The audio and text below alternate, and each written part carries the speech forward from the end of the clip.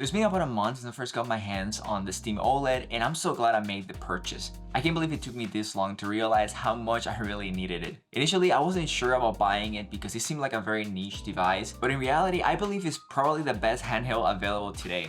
Not necessarily because it's the most powerful one, but because it's incredibly user-friendly for non-PC users. At home, I have a PS5, which is a great console and I love using it. However, the couch-bound nature of gaming restricts the time that I can dedicate to it, and that's without all the other games that I want to experience. Unfortunately, I haven't had the chance to play them all because of time constraints. I've always been a fan of the idea of having a handheld for gaming on the go and all that stuff, but when I bought the Nintendo Switch OLED, I don't know why that didn't really click with me. The games were fun, but nothing really super attractive for the type of games that I like. However, I did play some games that I really liked in Nintendo Switch OLED, like Zelda Breath of the Wild, Tears of the Kingdom, Mario Odyssey. All those games were really fun, including some third parties that I ended up playing. I didn't dedicate a lot of time into first-party games in Nintendo Switch because I really didn't think they were made for me. And when I got the Steam Deck, I think the idea of playing these amazing titles on the go, like the huge library of indie games that I can find in Steam, all those backlogs that I had planned to play a while back, but I didn't have the chance because of time. And honestly, this handheld changed gaming completely for me. I know it isn't nearly as powerful as the PS5, but there's something special about taking your favorite games or that game you've been wanting to play for so long anywhere and making it so accessible, regardless of whether you have just a couple of minutes to play for a little bit. I've been playing a lot of Sekiro Shadows Die Twice lately since it was the only From Software game I haven't played, and it has been such an amazing experience. I think that it is easily one of my favorite games I've played so far, and that says a lot. Every moment of that game, challenging boss fight, and beautiful world, I've experienced completely in the incredible OLED display of the Steam Deck. The colors are just beautiful. I'm not sure if this is just me, but I don't remember the Switch OLED looking this good. The buttons are also very responsive and have a good feel to them. Also, even though it seems like a big device, it's very comfortable to handle. It has by far the best ergonomics I've experienced in a handheld for sure. Even though it doesn't look like it, you have to trust me on this one. It's absolutely insane that this portable PC can handle games like this without major compromises in battery life. I can easily get about 2 hours or so, maybe more sometimes, of gaming, which is enough for me. Of course, battery varies of the games that you play and depending on how demanding the gameplay and visuals are. But at least for the ones I've played so far, like Sekiro, Halo, Hades, the battery has performed just as expected. It doesn't hurt to carry a battery bank for those longer days of traveling if it's something that is a concern for you, or simply if you plan to have longer play sessions away from home. Luckily for me, the sponsor of this video, TomTalk, has us covered. This is the Arcos G47 travel bag, and it's made with gamers in mind. It fits your Steam Deck perfectly, but it also offers ample space for other handheld devices like the ROG Ally, Legion Go, or even the PlayStation Portal if you're into that.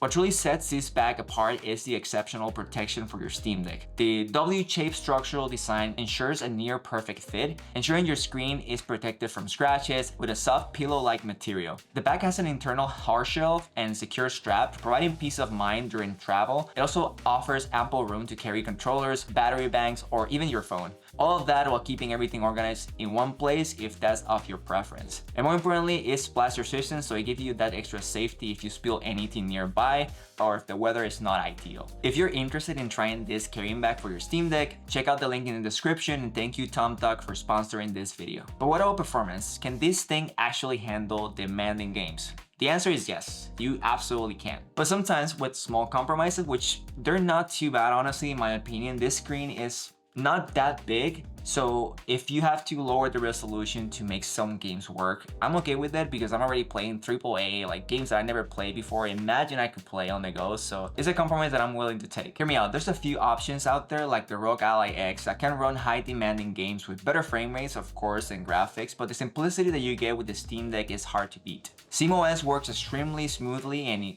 it should attract more users that normally will be intimidated by a handheld PC, because if you tell somebody that you're gonna be gaming on a Windows-based handheld and you have to install certain things manually, it's a little bit harder to navigate. For someone that is tech savvy and is into all this type of stuff, it might be interesting, or maybe if you're familiar with Windows devices, but for most people, if you want to attract a bigger crowd, it's definitely gonna scare them away. The Steam Deck offers a very good in-between to be able to install certain things on your side in desktop mode, or if you want to keep everything as a native experience and work directly on SteamOS. Regardless, it's gonna give you a very smooth experience in comparison of the others, at least from what I've seen. I wish I had these ROG Ally X to try out myself and compare them side by side, but for now, I don't have it. Maybe for another video, it'll be really cool to do. But the Steam Deck, I think, is the perfect addition for the gamers that want to elevate their gaming beside what the Nintendo Switch offers, and being at a really high place with the other high contenders like the ROG Ally X and the Lenovo Go. Navigating your settings in the Steam Deck, your library and store, it's as simple as it can be, so that's why I think it's the perfect device for newcomers and people that are not super into tech, because it's very easy to use. While you can also use desktop mode, like I said before, to download apps and games, it's an option that is not necessarily a requirement to do. And I will say that most people care mostly about the out-of-the-box experience when it comes to the Steam Deck OLED. The Steam Deck OLED has a custom AMD APU that is surprisingly powerful as well. You can expect high frame rates for indie games and older games without any issues that can run up to 90 FPS. Some AAA titles as well, but sometimes 30 to 60 FPS, which it doesn't really bother me that much, even though higher frame rates wouldn't hurt. Obviously, who wouldn't like that? Although I'm happy with its performance. With a 7.4-inch display, those graphical compromises aren't too noticeable in my opinion, and it won't be for most people. A good point of reference is to look at the Steam Deck verified games, since due to the user feedback, they seem to run the best. Steam is pretty good at updating the verification of the titles that have proven to run best. Although if you take the Halo Master Chief Collection, for example, for some reason it says that it's playable. However, it plays very well. I've been playing the campaign and even some multiplayer, and the performance has been excellent without any hiccups. Saying this, if you're really interested in a game, just try it. You may be surprised how much the Steam Deck can handle. Therefore, I will say the Steam Deck OLED is a perfect handheld for both the PC gamer with a huge Steam collection, but also the casual gamer like me that once played a lot of games but now has limited amount of time to play. I would like to compare the ROG Ally X with the Steam Deck OLED in the future, but that would be probably a video for another day. I might get my hands into that and then put them side by side and see the strengths and weaknesses from each one of them and make you a video about that as well. So what I enjoy the most about using the Steam Deck OLED is obviously the portability. I've been playing a lot of games that I've been wanting to play in the past because I don't really have the time to sit down on the couch and play or at my desk. I take this when I have little breaks during the day and I can play 10 minutes at a time.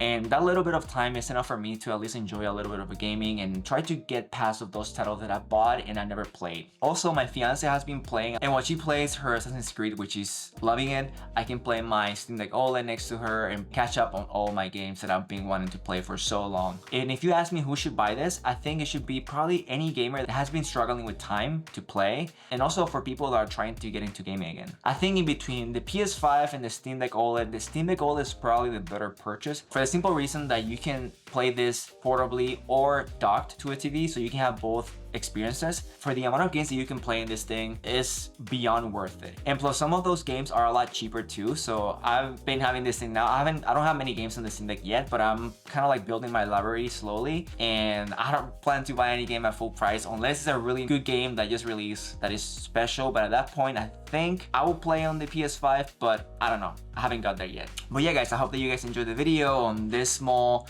first look of the Steam Deck. I will do a long-term review later on, but it has been only like a month or so. So I really want to build up more my experience with this device in order to give you a proper review later on, but I'm sure it's gonna be positive. I mean, this thing has been so freaking cool, and I've been playing it for hours, especially Sekiro. Guys, that game is freaking hard, but man, it's so worth it in this device. It looks so beautiful. But anyways, thank you for watching, and I'll see you guys on the next one.